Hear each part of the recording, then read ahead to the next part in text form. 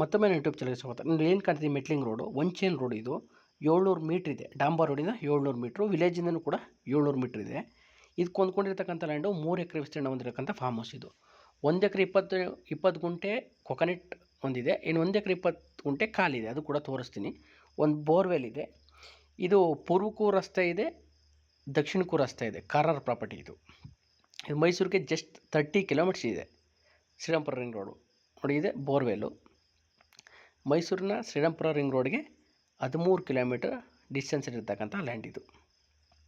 ಬೆಂಗಳೂರಿಗೆ 153 ಕಿಲೋಮೀಟರ್ ಆಗ್ಬೋದು. Village nearest ಇದೆ.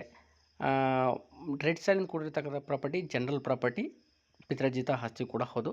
ನೋಡಿ, ಇದು ಖಾಲಿ 1 ಎಕರೆ 20 ಗುಂಟೆ ಖಾಲಿ ಇದೆ. 1 ಎಕರೆ 20 ಗುಂಟೆಲಿ ಕೊಕೊನೆಟ್ ಇದೆ. ಅದಕ್ಕೆ ಡ್ರಿಪ್ ಇರಿಗೇಷನ್ ಪೂರ್ತಿ ಆಗೈತೆ.